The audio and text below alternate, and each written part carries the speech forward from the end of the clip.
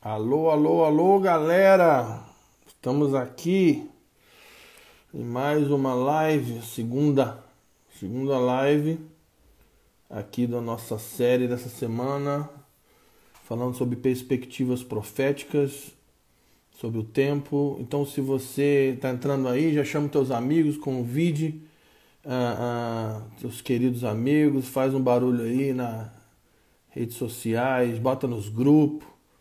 É isso aí. A pedidos aqui eu vou desabilitar os comentários, seja lá como faça isso. Eu não sei fazer isso, desabilitar comentários. Não sei. Não vai ficar com comentário mesmo. Então, é nóis, galera. Chama os amigos. Vamos aqui entrar nesse mundo do profético. E aqui eu vou convidar o meu amigo Michel já, mas antes disso quero dar um aviso, dois avisos. A galera tá perguntando muito sobre treinamento na área profética, então tem muita gente perguntando sobre esse tema, treinamento na área profética. Então a gente está trabalhando aqui para desenvolver, colocar o material sobre treinamento profético online. Então, se você tem interesse de participar de um treinamento na área profética, você vai entrar aí no meu Instagram, na minha bio tem um link aí, você vai clicar nele e lá tem um formulário do Google. Você vai botar teu telefone, teu e-mail, teu nome, e nós vamos entrar em contato com você para falar sobre esse treinamento profético. Então, se você tem interesse sobre treinamento profético, vai lá e entra na bio do meu Instagram, clica lá, bota o teu nome, endereço e o teu telefone, o teu zap. Nós vamos entrar em contato para falar sobre treinamento profético. Beleza? Então, beleza. Então, vamos chamar aqui o Michel.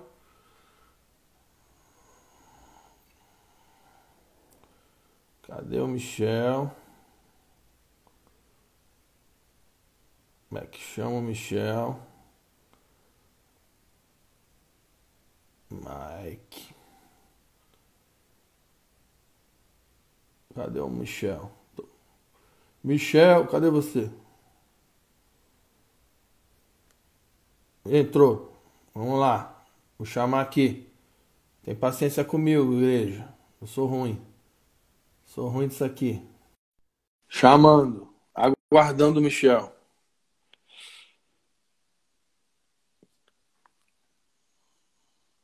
Aceita, homem. Ô! E aí, cara? Você tá pior que eu, hein, com Eu sou tecnologia. ruim, eu sou ruim, eu sou ruim. Eu desaprendi. Caraca, eu achei que eu era ruim. Descobri que Não, tem um pior. eu sou ruim. Em falar nisso, você sabe como é que desabilita comentário? Então, você tem uns três pontinhos aí que são as reticências. Lembra de reticência? Sei. Você aperta aí. Ah! Aí, ó, desabilitei. Pô, você é demais. Você tá bem, meu amigo? Tô bem, cara. Eu vou tirar o meu óculos. Não vou te ver bem, mas é porque a luz fica batendo um reflexo aqui, ó. Tá certo, tá certo. É melhor Ó, não enxergar. antes da gente começar a falar de coisas profundas, quero dizer que as suas fotos dos bifes que você faz tá me apavorando. É, Então, tô aprimorando, cara. Deus te abençoe aí. Quando acabar isso, eu vou me mudar para sua casa pra gente comer É que eu esses steaks.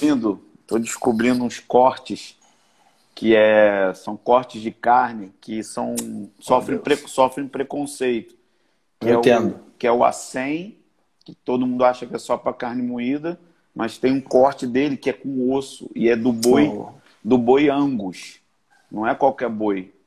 Então é muita gordura e muita maciez. Então o oh, negócio Deus. é outro nível, cara. Então é isso aí. Começamos as instruções proféticas. Ó, como preparar um bom holocausto? Bom, quero começar aqui o seguinte. Você que ainda não tem o livro do Michel, Cultura de Oração, Michel Duque Estrada, Cultura de Oração, É um livro que é uma instrução bem prática e numa linguagem bem acessível para falar sobre o desenvolvimento da evolução pessoal. Você tem que comprar esse livro. É best-seller esse livro da Impacto. Você entra lá no site da Impacto e você pode comprar esse livro. É um livro muito, muito bom. Ele tem na Amazon, não, né? Tem na E-book? Amazon o e-book. Na Amazon Ah, tem e-book. legal. Então, se você tem dificuldade com correio aí, você pode comprar na Amazon. O e-book, ou você pode adquirir no site da Impacto. Então, esse livro é muito, muito bom. Então, fica aí o nosso jabá. Então, vamos lá. Michel, antes de mais nada, quero te agradecer e falar aqui publicamente que é o seguinte: tem muita gente que acha que você é brabo, e às vezes você é. Mas eu quero dar um testemunho que o Michel é um dos caras mais divertidos e mais engraçados que eu conheço na minha vida. Às vezes, cara, eu e Jaqueline fica aqui lembrando, a gente fica rindo sozinho das peripécias do Michel.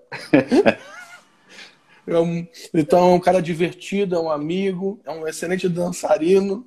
Danço bem. Temos vídeos aqui para provar. E é um cara, assim, que é um companheiro, um conservo da jornada. A gente já viajou muito, já fez muita coisa junto, já orou, já chorou, já brigou, já intercedeu. Então, é um cara da jornada, assim, é um cara que está envolvido nesse serviço apostólico e profético na missão de Deus. E é uma honra, assim, poder trocar essa ideia com você aqui e poder compartilhar. Obrigado, meu amigo. Obrigado. Prazer é meu, cara. Sempre bom fazer qualquer coisa ao seu lado. Você é um Olha bom aí, ó. amigo. Obrigado. Vou me emocionar. Então, assim, vou começar fazendo uma pergunta. A ideia aqui é falar um pouco sobre perspectivas, né, sobre o profético, sobre o tempo. Mas a primeira pergunta seria assim: como que o profético entra na sua vida? Assim, como que você se relaciona com o profético? Como que você conheceu? Como que isso te... Eu não sei se ou você entrou ou se o profético capturou essa realidade do profético, do apostólico. Como que é a tua história com isso aí?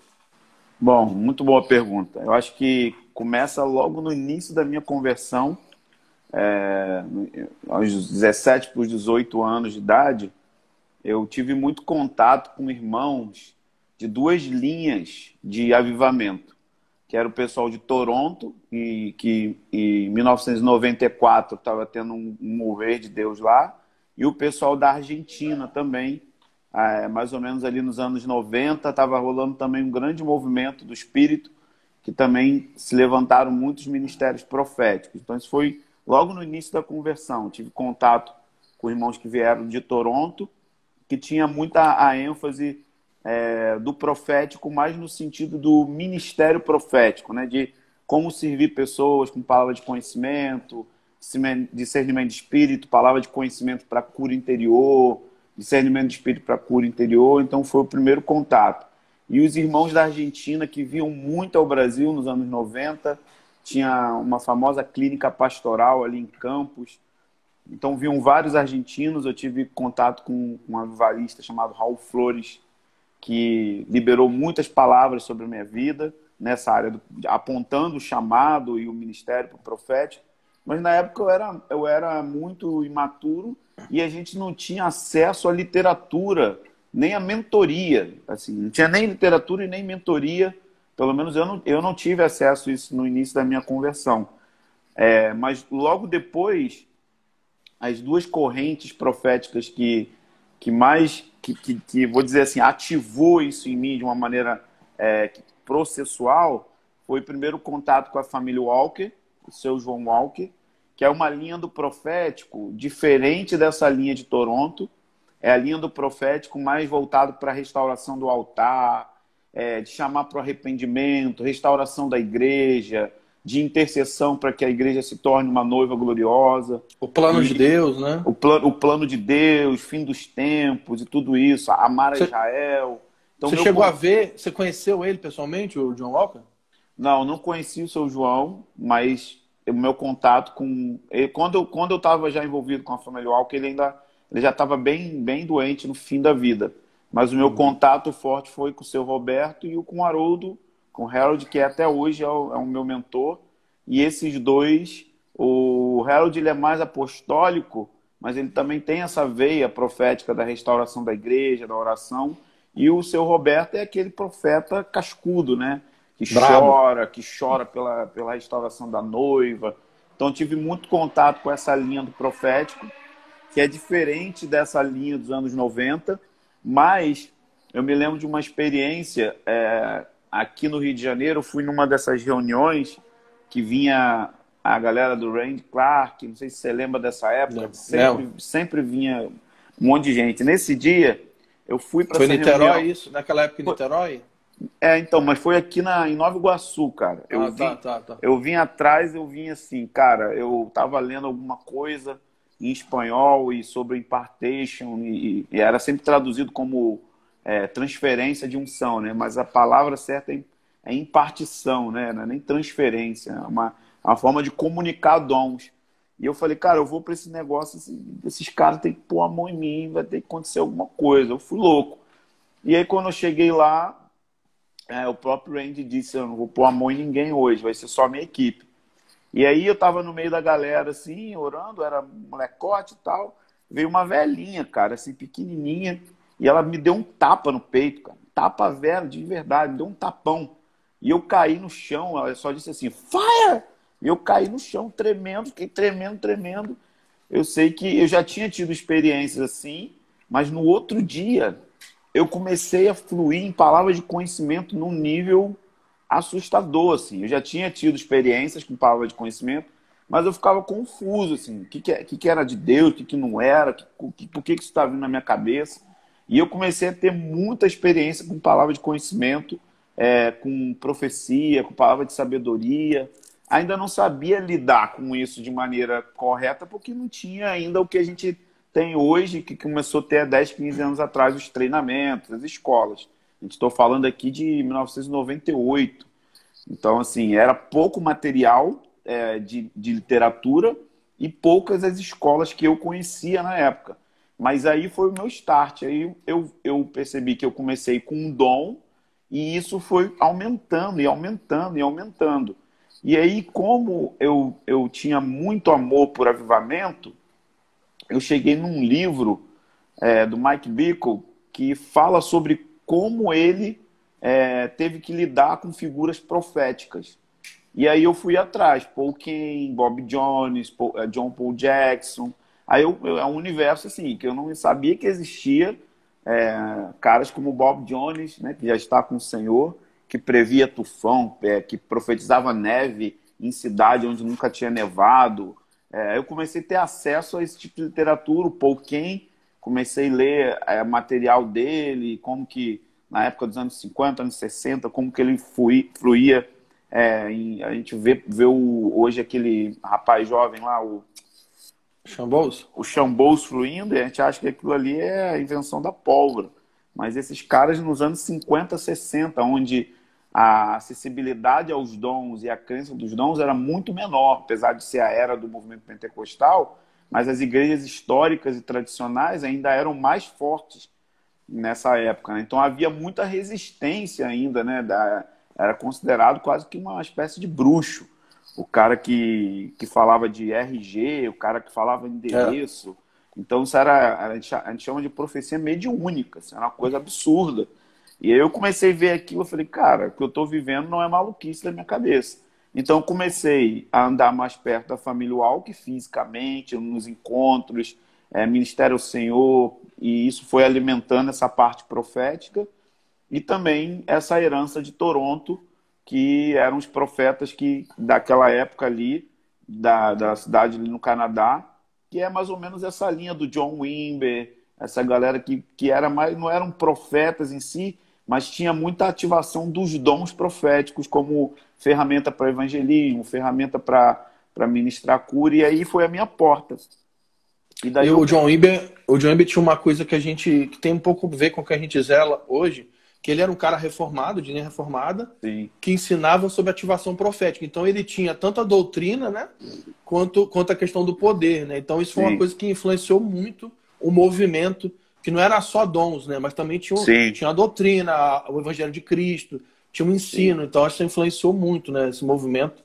E é o que a gente zela hoje, né? é muito, muito doido isso, porque quando começou o movimento de oração em Kansas City, que tinha os profetas de Kansas, pouco antes, então a gente tinha figuras ali reunidas, como Jim Gould, como John Paul Jackson, como Bob Jones, Paul Cain também. A gente tinha essas figuras proféticas que eram extremamente excêntricas.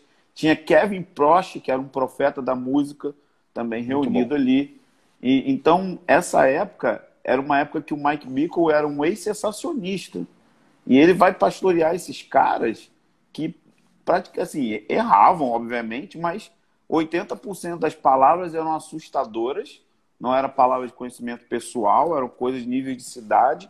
E os caras tinham muitos desvios na área moral. Tinham muitos problemas de caráter. E se não fosse o John Wimber, seria um grande... Assim, deu muito problema, mas seria um grande desastre, porque o John Wimber chamou o Mike Bickle para perto da cobertura dele, assim, e falou, fica comigo. Porque ele tinha essas duas coisas. Ele amava a questão da doutrina bíblica, amava a questão da teologia reformada, mas era um cara que cria piamente que os dons espirituais ele era para todo o corpo de Cristo, que todo salvo podia profetizar, podia ter sonhos e visões, podia... E ele foi o cara que começou esse negócio de treinamento, né? Aí hoje a gente vê a galera fazer isso aí, mas eu sempre fico incomodado porque as pessoas não conhecem John Wimber e a gente tem uma grande dívida com esse cara. Sim. Uma grande dívida, porque o que ele quebrou de pedra para a gente ter hoje, que todo mundo faz aí, treinamento profético, treinamento, caça-tesouro, todos esses nomes que o pessoal usa, esse cara estava fazendo em 1970, 75. Saiu agora um documentário da história dele, da história da Vineyard, e aí mostra os vídeos, cara, ele treinando a galera em 79, o cara treinando isso, ele junto com o Lonnie Frisbee ali do Jesus Movement, e ele quebrando pedra, porque ele era de uma igreja que cria nos dons. Antes ele era Quaker, depois ele foi para Calvary Chapel. A Calvary Chapel cria nos dons, mas ela não cria que os dons funcionariam em cultos públicos. Então era algo fechado. E aí quando ele cola com o Lonnie Frisbee, que era um hippie que converteu, aí desata a parada dentro da igreja, e eu começar a cair no poder do Espírito, ter visão, êxtase e tudo, com essa loucura. E aí nasce a Vineyard, e aí nasce essa proposta dele de que a ênfase dele era que crescimento de igreja, a melhor forma é a manifestação dos dons através dos leigos. Ou seja, todo o corpo de Cristo, o cara é advogado, o cara é médico, o cara é isso, o cara é... Em qualquer lugar o cara está fluindo em cura, fluindo em profecia. Então, John Wimber, ele deixou esse legado pra gente, e eu comecei a beber dessa fonte. Eu aprendi a ler espanhol e fui indo atrás dessas literaturas, porque não tinha mentoria assim de perto. Só depois que eu já estava caminhando que eu fui ter contato com o treinamento do Steve Thompson, lá da Morningstar, fui ter acesso aos materiais do Rick Joyner, e aí tinham muitas fitas de vídeo, vídeo cassete na época. Então, Legal como o John Wimber a gente tem uma dívida com ele, principalmente nessa área de como sistematizar treinamento, né? Sim, até exatamente. hoje, os treinamentos do Randy sobre cura são treinamentos do John Wimber, né? Total. Então ele pega, e ele fala isso publicamente, né? Que os treinamentos que ele faz até hoje no Brasil e em vários lugares do mundo são treinamentos de como o John Wimber sistematizou treinamento de dom, profecia, palavra de conhecimento, cura, os 5 passos, aquela coisa toda. Sim. Então, para tu ver, isso é uma dúvida que muita gente pergunta, Michel, se profecia, se dom pode ser treinado, né? Mas com certeza, na verdade, não é só o serviço profético, mas todos os serviços na casa de Deus precisam ser desenvolvidos, né? Exatamente. E ele, o Bill Johnson, o Randy e o Bill, qualquer livro que você lê do Bill Johnson, ele vai rasgar a seda ali pro John Wimber, porque o que esses caras estão vivendo hoje é porque ele ensinou como ter treinamento para essas áreas que a gente rompeu a barreira do pentecostalismo, porque o pentecostalismo cria e crê nos dons, mas de uma maneira muito misticista. O que eu quero dizer com isso? Não é uma crítica, um ataque, mas assim, os dons vão cair. Bum, caiu e a gente... E isso pode acontecer, obviamente, mas não ensina o processo de aprender a ouvir a voz de Deus, e essa expressão voz de Deus, para muitas pessoas significa uma voz audível apenas. E aí o John Wimber começou a ensinar o nível mais básico e sistematizar como ouvir o nível mais básico da voz de Deus, que é o que a gente chama no nosso treinamento de impressão, que é uma coisa subjetiva pra caramba, é um pensamento. Você está andando na rua, vem um nome na sua cabeça, vem uma frase na sua cabeça, e essa é a forma mais comum, mas não menos poderosa. E é isso que o John Wimber foi ensinando. Então, se você quer crescer no nível das outras manifestações da forma de Deus falar, você precisa aprender a valorizar a forma mais básica. E aí, o que se errou dentro da igreja brasileira? Todo mundo queria ouvir a voz audível. E a voz audível de ouvir assim, e isso é uma coisa que não é comum de acontecer. E aí a gente despreza todas as outras maneiras de como Deus fala.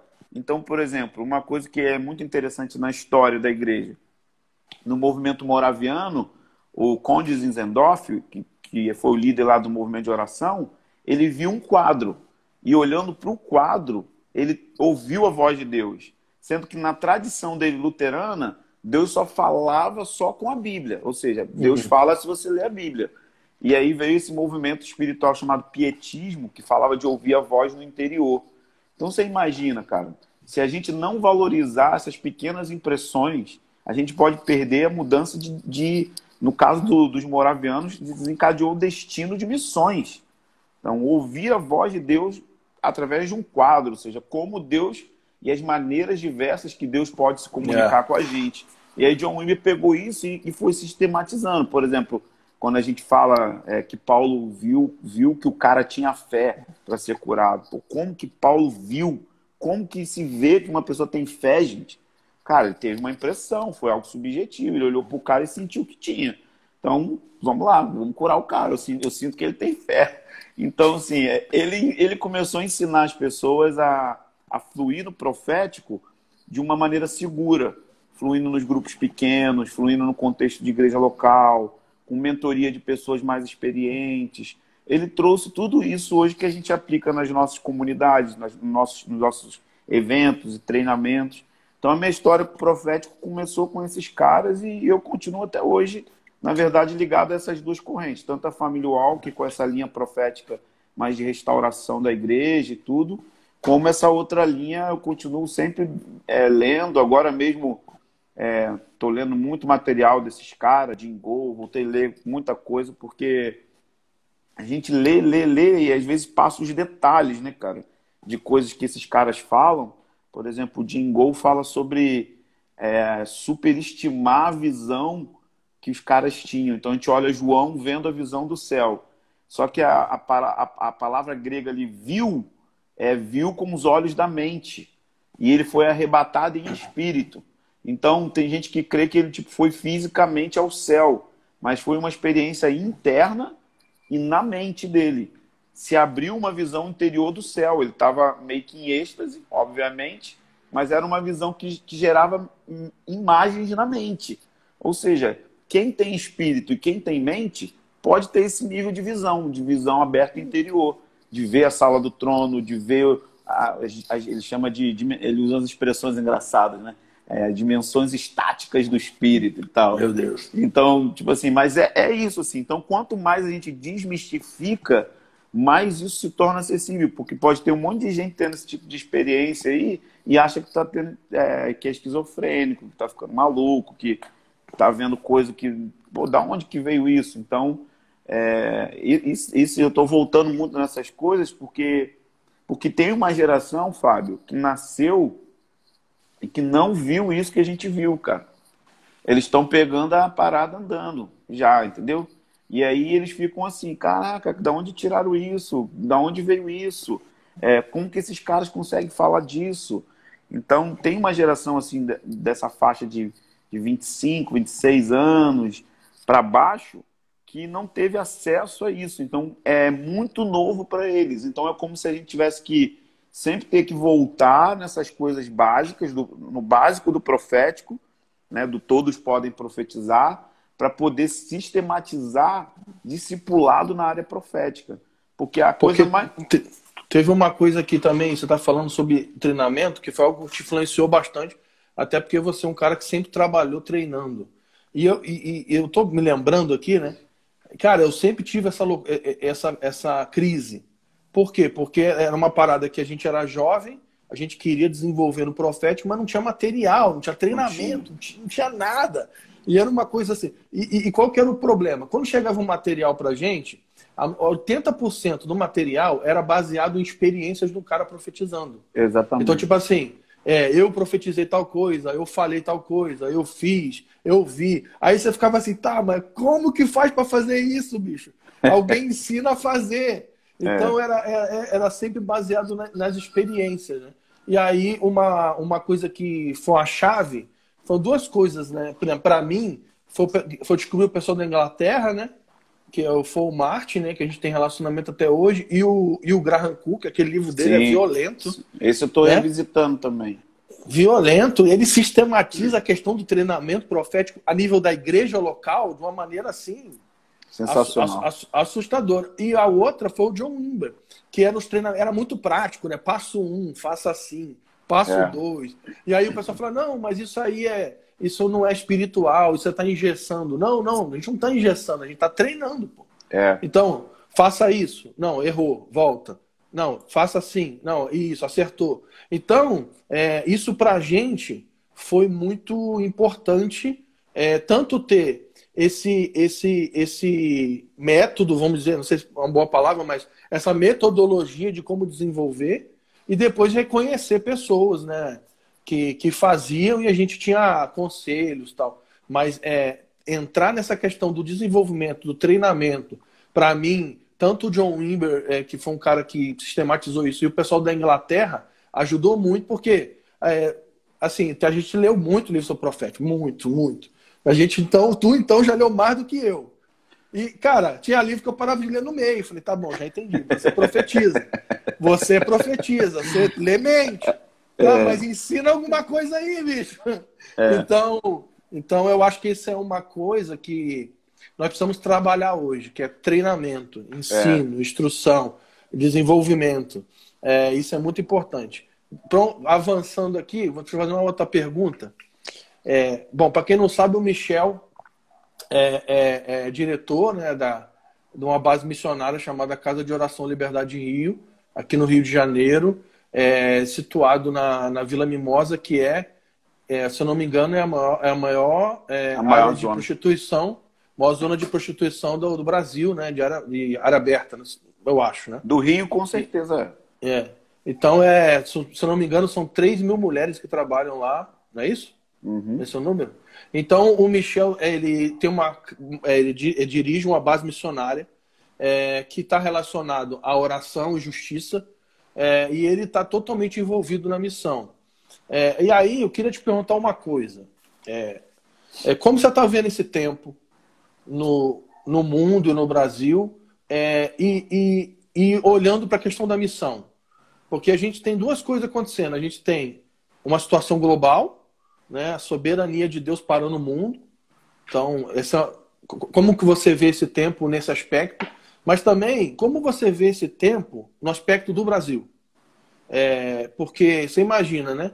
A gente acabou de sair de um evento do Descende, Uhum. que era um encontro de gente de várias denominações, de vários segmentos, que estavam orando, intercedendo por uma palavra que está no Brasil desde os anos 70, que o Brasil seria um celeiro de missionário para as nações. E o louco é que não são os brasileiros que estão falando isso. Gente do mundo inteiro está falando que é o tempo do Brasil, que o Brasil vai ser uma chave importante no fim dos tempos, que o Brasil vai ser um celeiro apostólico na grande tribulação. Então, a gente já saiu de uma coisa da gente estar falando da gente mesmo, e o mundo Aham. está olhando para a gente, esperando para a gente, falando que é o nosso tempo. Aí tem o evento Descende, os jovens falam, não, agora nós vamos, agora é nossa vez. O pessoal inundou as bases missionárias de inscrição, todo mundo levantando dinheiro. Aí quando o pessoal fala, agora nós vamos, aí Deus fala assim, vou parar o mundo. É. Então, como você está vendo esse tempo a nível mundial, assim, dessa questão do que Deus está fazendo no mundo, e como que o Brasil está se encaixando nesse tempo? Qual a tua visão, assim? Isso é muito importante. Essa pergunta é inteligentíssima e também muito importante para esclarecer, para não gerar euforia demais, mas também para não gerar desânimo demais, mas ter É, uma sabedoria de como lidar com essa estação. Então, muita gente está falando muita coisa e eu evitei ficar falando também muito, porque muita gente fala muita coisa e nessa era da informação isso às vezes acaba criando mais confusão, mas eu procurei alertar pelo menos a igreja local, a comunidade, a nossa base aqui, dentro dessa perspectiva. Então, o que eu vi nesse período de pandemia aqui nas igrejas brasileiras? A palavra medo. Medo. O que eu vi de cristão apavorado com um vírus que é real, que existe, mas que existiram outros muito mais letais do que esse. Teve coisa muito mais terrível e vai existir coisa mais terrível no futuro. Então a gente não está nem no início das dores, né? A gente está assim raspando no início das dores. Então o início das dores é muito pior. Assim. Lucas 21 fala de pragas, que Covid-19 é brinquedinho. Então o que eu vi? Eu vi uma igreja apavorada, né, apavorada, sendo guiada por notícias de jornais e pânico mesmo, pânico da pessoa, tipo assim, não descer nem na portaria do prédio até hoje, tá trancado até hoje, não desce. Quando desce, desce cheio de plástico, com roupa, assim, uma coisa doentia. Então, o que eu sinto? Que o Brasil é um país de martírio, mas não existe martírio quando a igreja está apavorada com um vírus. Se está apavorada com um vírus, não está pronta para perder a cabeça fora do Brasil. Então, o que o Senhor está fazendo? Algo lindo. Parando a gente dentro de casa para que a gente armazene óleo, ao invés de ficar preocupado com a lâmpada. A lâmpada é o instrumento que caminha, que carrega o óleo. E João Batista ele era uma lâmpada que ardia e iluminava. Por quê? Porque ele tinha óleo constante. Então, arder no sentido da paixão por Jesus e iluminar porque ele trazia clareza, revelação profética. Ele tornava claro quem era Yeshua, ele tornava claro quem era o Cordeiro. Então, hoje tem uma geração focada na lâmpada, focada no ministério. Não que o ministério não seja importante, fazer missões ou o ministério missionário não é importante. É muito importante, mas Deus parou a gente para a gente armazenar óleo, para a gente não ter óleo só para a nossa lâmpada, mas para ter óleo para o momento mais escuro da terra, que diz o texto de Mateus 25, que quando chega meia-noite, então vai ter o grito, eis o noivo. E as sábias tinham óleo sobrando. E aí vai ser o momento em que não vai ter conferência para você comprar mais óleo. Não vai ter seminário para você comprar mais óleo. A hora de armazenar óleo é agora. E o que eu temo, e esse é o meu temor, é que talvez a igreja não esteja percebendo isso. Que Deus parou a gente, tem uma vocação missionária transcultural, mundial, vai acontecer, mas é hora da gente ter óleo suficiente no nosso ministério para a gente queimar de paixão, porque a paixão vai nos empoderar para o martírio, mas também para a gente trazer clareza para as pessoas das nações nesse tempo de confusão. Porque a primeira coisa, quando Jesus vai ensinar sobre os sinais do tempo, é que ele diz, cuidado para que não vos engane. Então é um tempo onde o engano vai crescer muito. E qual é a maior natureza do engano? Que a pessoa não sabe que está enganada. Então alguém precisa vir com uma palavra que tem fogo e luz e abre os olhos da pessoa. E isso não vai ser só no contexto de perdidos, não. É no contexto da igreja. Nós vamos precisar de um evangelismo em massa dentro da igreja evangélica. Nós temos que reevangelizar a igreja com o evangelho de Deus, com o evangelho de Jesus Cristo, porque o engano está invadindo as igrejas por meio de pregadores de YouTube. Então é a hora de armazenar óleo na igreja brasileira, só que tem uma parada, cara. Armazenar óleo, só se consegue óleo pelo meio da prensa da azeitona. Então, tem que aprender a sofrer bem. Sofra bem. A igreja brasileira tem que aprender a não fugir do sofrimento. E eu estou ficando experiente nesse negócio de sofrimento. Então tem uma coisa que eu acredito muito, Fábio.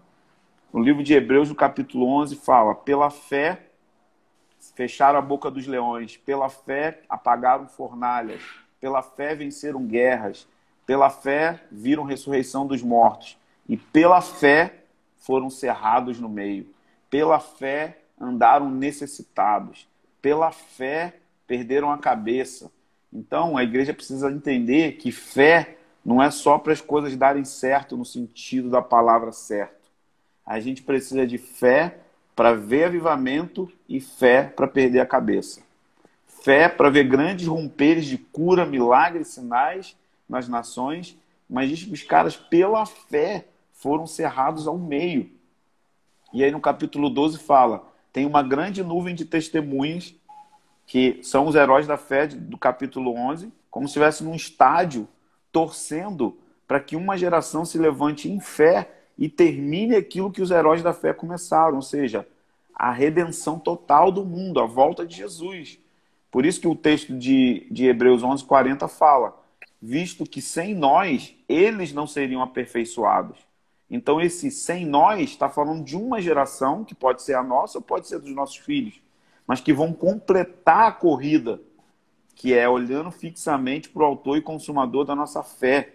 Então é correndo para cumprir esse chamado missionário que o Brasil tem, mas entendendo que a gente vai precisar ter fé para ver avivamento e ter fé para perder a cabeça. Mas a gente está com medo do vírus, cara. A gente está apavorado com o vírus. Como que a gente vai ter fé para ir para Afeganistão, para Iraque, para as comunidades do Rio de Janeiro e encarar a morte de frente? Então eu sinto que o Senhor parou a igreja para a gente armazenar óleo. E eu estou revendo várias coisas na minha vida para poder fazer isso. Porque se você tem que armazenar óleo, você vai ter que aprender a dizer não para algumas coisas. E todas as vezes que você diz sim para algumas coisas, você pode estar dizendo não para 10 outras. Então, por exemplo, vou pegar um exemplo aqui, mas não é que isso seja errado em si.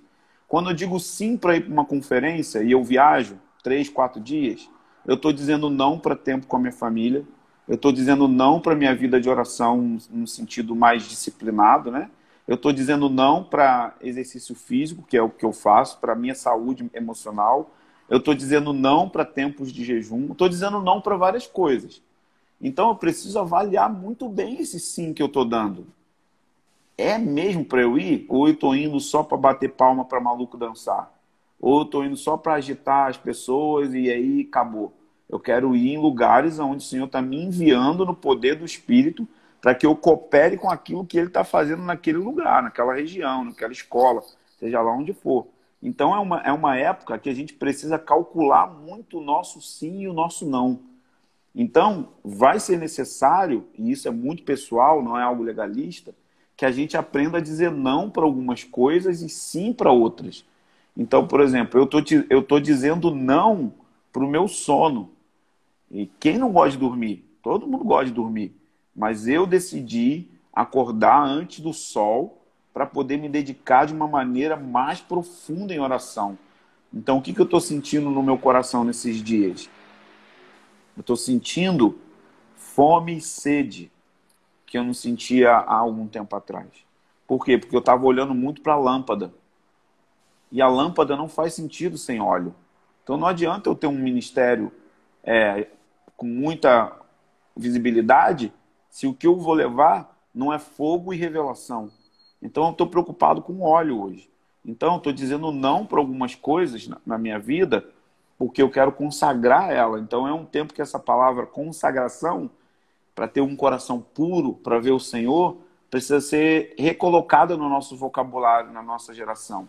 Que a consagração nada mais é do que separar para Deus. E isso é muito pessoal, a forma como vai ser feito.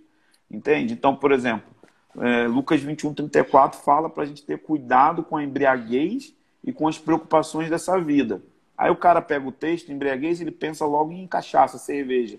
Só que o cara pode beber hoje e no outro dia tá buscando a Deus normal. Ficou embriagado? Não, bebeu.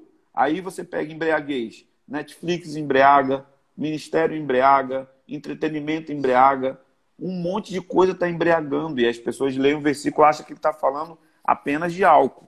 Então, o que, que eu penso que é aquela embriaguez ali?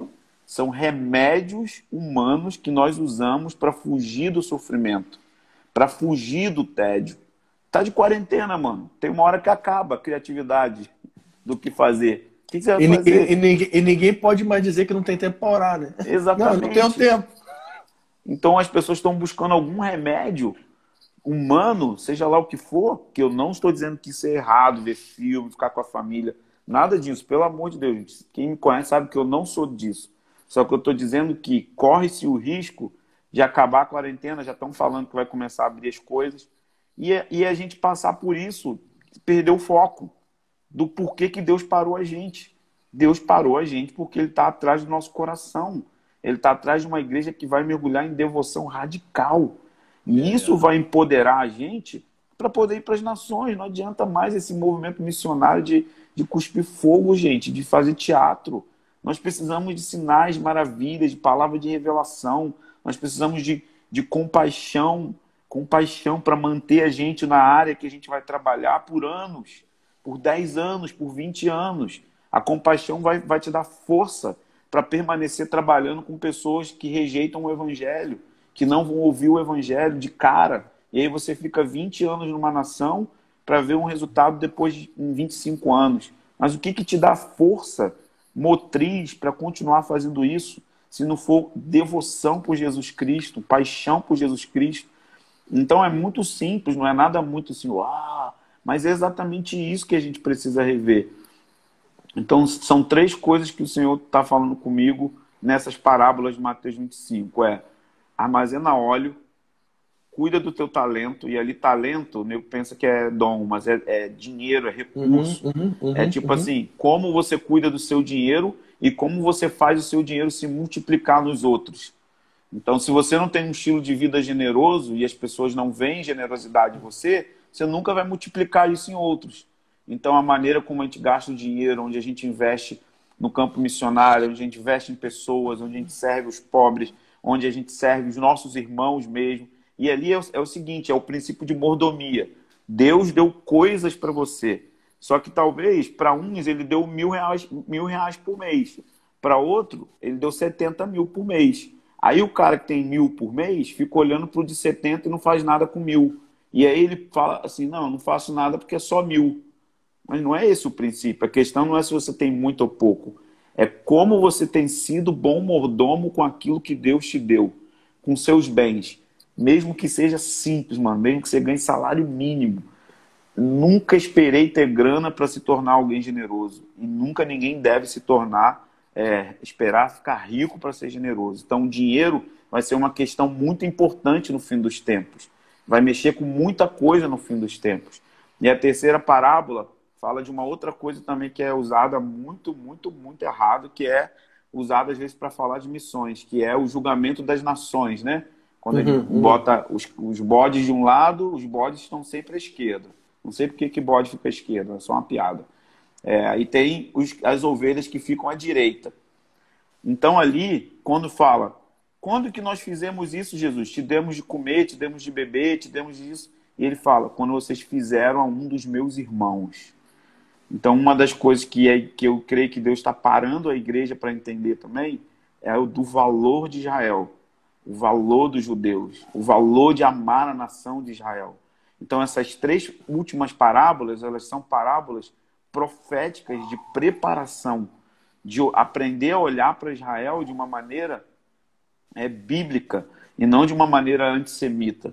Então, essas três coisas estão muito juntas e eu creio que a igreja brasileira, nesse próximo ano, nos próximos 5, e já está acontecendo com a vinda do Escher ao Brasil, do David Demian, eu creio que vai ter um grande despertamento da igreja brasileira para voltar o seu coração para os judeus, de servir os judeus. Porque isso vai ser uma ação que a gente vai fazer no fim dos tempos. Nós vamos dar de comer para eles, nós vamos acolher eles, porque a mesma pressão e perseguição que a igreja vai sofrer, eles também vão sofrer. Então a gente vai estar unido nisso. Então essas três coisas o Senhor abriu para mim nesse tempo de quarentena, que eram coisas que eu lia e achava, é legal e tal. Mas é como se o Senhor estivesse apontando o dedo assim, cara, olha isso aqui. Prepara, mano. Vai ficar escuro, vai ficar meia-noite. enche a tua vasilha de óleo, cara. Essa é a hora, porque vai ter uma hora que não vai ter como. Outra coisa, cuida de maneira sábia com aquilo que eu tenho dado nas suas mãos, com os recursos, com a sua casa, com o seu tempo, cuida disso. E a terceira coisa, preste atenção em Israel, aprenda a amar Israel. Então eu creio que Deus está falando isso com o Brasil, em diversos lugares, com diversas pessoas, mas para a gente aqui na comunidade, a gente tem pensado muito em preparação, tipo assim, porque diziam que a gente teria mais 100, 70 anos pela frente. Eu não estou prevendo a volta de Jesus aqui, Deus me livre disso, mas a impressão que dá é que pós-pandemia vai ter uma aceleração das coisas. O que a gente pensava que duraria 70, 90 anos mais para frente, talvez dure 15, 20 anos, 10 anos, ninguém sabe ao certo. Mas dá uma impressão de que os abalos econômicos, as guerras políticas, a questão do racismo, de guerras de etnias, parece que isso vai se tornar global. Já está acontecendo, mas vai começar de uma forma muito mais profunda, principalmente uma nova guerra fria, que é essa guerra na área da mente, porque fala que, no texto de Mateus, que vão ouvir rumores de guerra. Yeah. Então, tipo assim, rumor de guerra, meu amigo, é só você entrar na internet, no Instagram, hoje a informação chega muito rápido. Então a gente está vendo que está tendo uma aceleração dessas coisas. E aí a gente fica pensando, cara, eu tô me preparando para isso? Será que eu tô sóbrio? Será que eu tô vigiando? Porque essa parada de armazenar azeite tem a ver com isso, de ser um vigia, de ser alguém que está preocupado constantemente com o desenrolar do plano do Senhor. Obviamente que não, Jesus fala, não é para ficar alarmado, não é para alarmar, é para se preparar.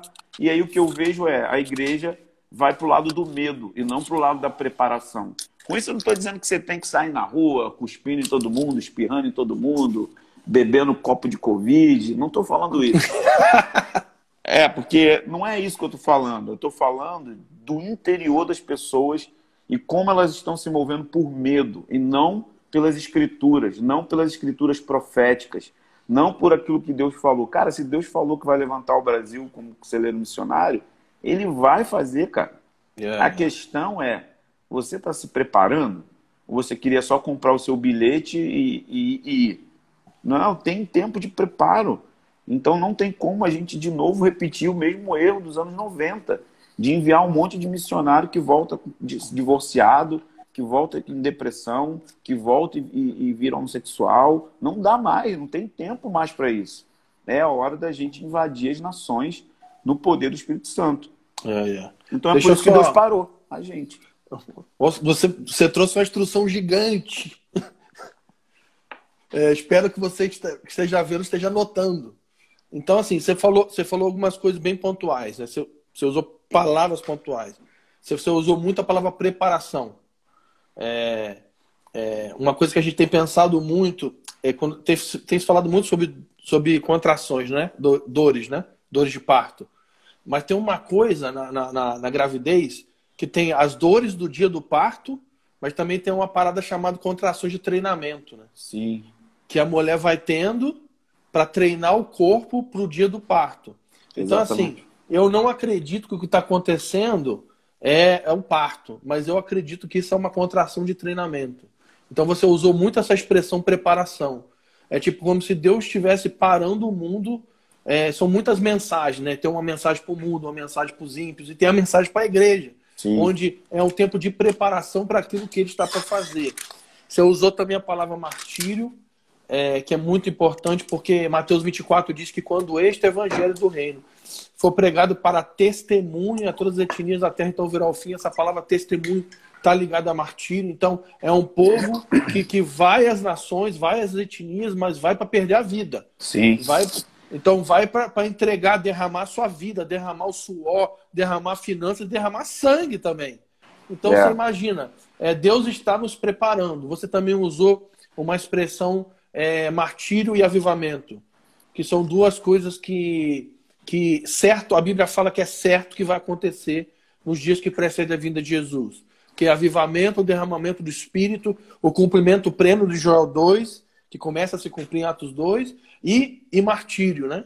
E também você citou uma coisa que para mim é muito importante, que é Mateus 24 e 25, as parábolas que falam sobre preparação. Nós temos lido muito isso aqui, eu acho muito pontual você citar isso. Tem um versículo aqui para mim eu acho que resume grande parte que você falou nessa segunda parte, que é Mateus 24, 44, que diz assim: por isso ficai preparados, pois o Filho do Homem virá numa hora que vocês não esperam. Exatamente. Então fiquem preparados. Então toda essa tua instrução, se eu puder resumir numa palavra, é preparação, né? É um tempo que Deus desacelerou o mundo, como o Hudson disse ontem, né? Ele falou, Deus desacelerou o mundo para nos imergir nele. Por quê? Essa frase dele ontem foi muito forte. E por quê? Porque é um tempo de preparação. E isso é muito importante. Então a gente já está indo para o final aqui, falta 10 minutos e o Instagram nos corta. A última pergunta que eu vou te fazer é o seguinte: você é um cara que trabalha numa sala de oração, você dirige equipes de intercessão, você treina pessoas na intercessão, inclusive está rolando turnos do Liberdade, você pode entrar nas redes sociais. Eu estava acompanhando agora, acho que foi segunda-feira ou foi sexta-feira? Acho que foi sexta-feira de manhã, eu estava acompanhando o turno de vocês online. Então, se você quer um lugar para você acessar, pessoas estão orando, procure, se inscreva nas redes sociais do Liberdade Rio. Então, eu queria te fazer a última pergunta. Como um cara que instrui na área da intercessão, como que você acha que a igreja deve interceder nesses dias? Que também é uma outra bagunça, né? Sim. Cada um nego tá expulsando o demônio do corona, o outro está brigando com Deus, porque Deus parou o mundo. Então, como que nós devemos interceder? Muito importante. Então, a primeira coisa, Jesus volta para uma igreja que ora dia e noite. Isso é a parábola de Lucas 18, a gente não tem tempo de explicá-la toda. E ela é contada no contexto escatológico. No capítulo 17, ele fala que vão ser como nos dias de Sodoma e Gomorra, que o retorno de Jesus vai ser parecido com os dias de Noé e como os dias de Sodoma e Gomorra. E aí ele entra na parábola e fala: conto essa parábola para que vocês não desistam de orar. E aí diz que ele vai fazer justiça quando nós orarmos dia e noite. Então a expressão dia e noite significa intenso e constante. Não significa que vai ser 24/7, que todo lugar vai ter oração 24/7. Tem a ver com lugares que trabalham com oração intensa e constante. Ou seja, vai ser apaixonado e vai durar muito tempo fazendo isso, mesmo que seja uma vez por semana, mas vão ficar por anos fazendo aquilo ali. Então, Jesus retorna para uma igreja que vai ter esse espírito incessante de busca de noite. Isso está em toda a Bíblia. Mas eu penso o seguinte, assim, como a gente deve interceder? Tem uma forma que Deus age na Bíblia, que é a forma que eu chamo que é o protocolo de Deus. Você vai encontrar em alguns momentos o profeta Amós falando com Deus para parar o juízo. Deus vai lá e para o juízo. Você vai encontrar, às vezes, o profeta intercedendo a Deus e Deus poupando apenas uma parte do povo. E você vai encontrar algumas vezes o profeta intercedendo e Deus mesmo assim mandando juízo, que é no caso de Jeremias. E aí a gente precisa aprender como intercessor que a maior recompensa do intercessor não é o resultado da intercessão, mas é o quanto das emoções de Deus você consegue compartilhar. Então, com Jeremias, Deus falou assim: vem sofrer comigo, vem sofrer e sentir o que eu sinto quando esse povo me troca por cisternas rachadas. Vem chorar comigo. A gente pensa só que é depressão. Jeremias era deprimido. Não. Ele foi o cara que conheceu o que Deus estava sentindo. E olha a loucura. Jeremias estava profetizando em dias de avivamento. A coisa estava boa nos dias de Josias. Só que ele estava vendo o que viria na frente. E ele começa a denunciar. E o povo não está nem aí. E aí começa o declínio. E aí não tem resultado da intercessão dele. O resultado da intercessão de Jeremias só foi ser colhido em Daniel. 70 anos depois, meu amigo. Você imagina tu orar 70 anos, mano, por avivamento, morre e não vê, e só o seu filho vê? Então a primeira coisa que precisa entender com intercessão é: ame o resultado, queira o resultado, mas não se apegue ao resultado como fator de sucesso. Não é isso que define a intercessão como sucesso. Então a gente precisa entender isso. Então, na intercessão vai ter essa dinâmica. Às vezes nós vamos impedir o juízo, às vezes vai vai ser parcial o juízo e às vezes vai vir um juízo total. Como sabemos, nem os profetas sabiam, com total certeza. Então, por isso que eles desenvolviam amizade. Então, a gente precisa entender que tudo vem de Deus, meu amigo. Covid-19 não foi tipo assim, o diabo enganou Deus por trás do trono, assim, jogou um pozinho na terra e Deus, oh, meu Deus, o diabo me enganou, eu tenho Covid. Não, as escrituras dizem que o mal e o bem vêm de Deus. O mal e o bem vêm do Senhor. O Senhor é soberano. É óbvio que não é Deus que criou o coronavírus e jogou na terra, mas Deus libera ações de juízo, às vezes por demônios. Existem muitas formas de Deus julgar. Deus libera os demônios para agir. Deus libera enfermidades. Deus libera. E aí a gente precisa entender o que ele está querendo fazer com isso. E isso é o que é importante. Por isso que eu estou enfatizando a questão da preparação. Então Deus sai da frente e permite que o mal toque. Quantas vezes Deus entregou Jerusalém e Israel na mão de assírios? Quantas vezes Deus entregou Israel na mão da Babilônia? Quantas vezes Deus permitiu a nação ser amassada lá nos dias de Moisés por Faraó? Para quê? Para mostrar a glória dele por meio do seu povo. E aí a gente vai ver, tanto no ato imediato das pragas no Egito, como na resposta da intercessão de Jeremias, 70 anos depois. Então, nossas orações estão sendo ouvidas e serão respondidas. Mas o que Deus está mais preocupado é com o seu coração, em como você está se envolvendo com as emoções dele. Então, acho que a gente Então, você está falando que a intercessão está relacionada a nos voltarmos para ele, para conhecer o coração dele acerca desse tempo. Isso. O que ele está sentindo? O que ele pensa quando ele olha para a terra agora? Então, eu penso que ele está pensando. Se preparem. Legal. Então, foco na preparação. Então, a gente pode usar Mateus do 24 aqui, do 42 até o 25, como uma diretiva de intercessão. Exatamente. Todas essas parábolas que você... Exatamente. Então, fica a dica aí. Temos 3 minutos, Michel. E uma coisa, se a gente pegar esse parâmetro aí que você está falando, você vai perceber que as orações apostólicas, as orações paulinas, as orações apostólicas, elas eram 99% intercedendo pela igreja. Por que Paulo fazia isso? Porque ele sabia que a igreja era um instrumento para cumprir o plano eterno.